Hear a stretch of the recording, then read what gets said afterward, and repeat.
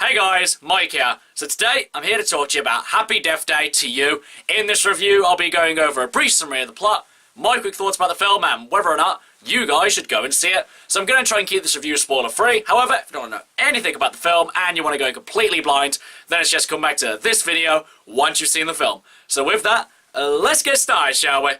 We're in crisis mode, Tree. Who's gonna pledge Kappa now that we have a death curse?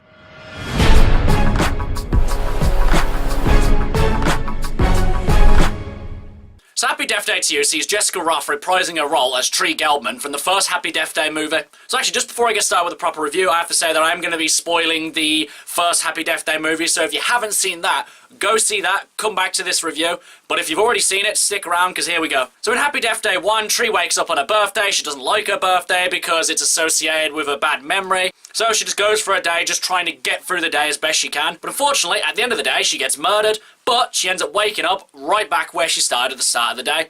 So she keeps going and going until she eventually figures out who's murdering her, and then she does, and then she eventually breaks the cycle. And if you're thinking that sounds like Groundhog Day with a bit of a slasher twist, then you'd be exactly right. But the movie kind of elevates itself, and the first Happy Death Day movie was a really good movie. One that, despite what it was, I actually really enjoyed.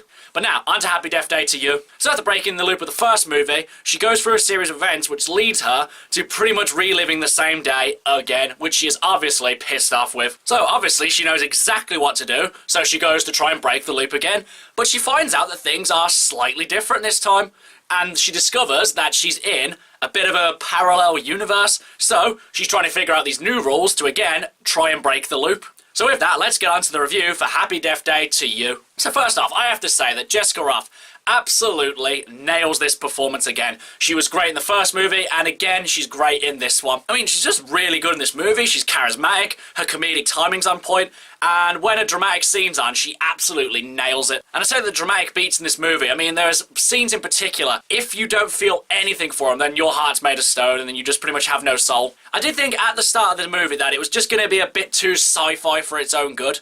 Now, at first, I did think the sci-fi element was going to ruin this movie.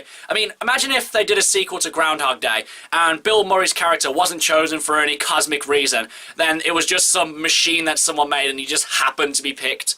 It would just take away from the movie and just really just take away from the magic of the first one, which is what I thought was going to happen with Happy Death Day to You.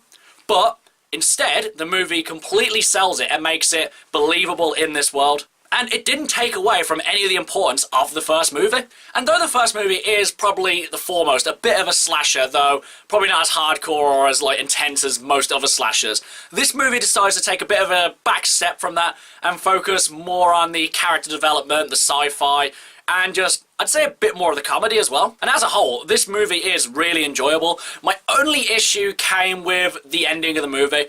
It seems like it's going to kind of wrap up, but then it just kind of keeps going for a bit, and I was just thinking, I don't think you really need this scene. It's just kind of adding to the time. If you ended it a bit earlier, it would have been a bit better. But when the ending actually does come, it is quite abrupt, and it does kind of, take away from it a bit. But just when you think the movie's going to end, they have a mid-credit scene, which I definitely advise you need to watch because it definitely sets up for a third Happy Death Day movie. And all honesty, I'd love to see another Happy Death Day movie because I've really enjoyed both these movies, and if they stick the landing with this third movie, when they make it, if they make it, then this will be a pretty solid trilogy. Overall, guys, going into this movie, I thought that this was just going to be a recipe for disaster. I thought it was just going to undercut everything the first movie did and just be completely terrible. But I'm happy to say that I was completely wrong about this, and I really enjoyed this movie. Jessica Rothe was really good in this movie. The movie doesn't take itself all that too seriously. At times it can get a bit too sci-fi, but I think if you just go with it, I think you'll just have a good time. But now, as for whether or not, you guys should go and see it. I think that if you like the first Happy Death Day movie, then you'll like this one. I think it's a worthy successor to the first movie, and I would just heavily advise that you should go see it. Okay guys, that's my review for Happy Death Day to You. If you've seen it, what did you think about it? And what's your favourite slasher movie? Whatever it is, drop it in the comments below, and until next time, I've been Michael.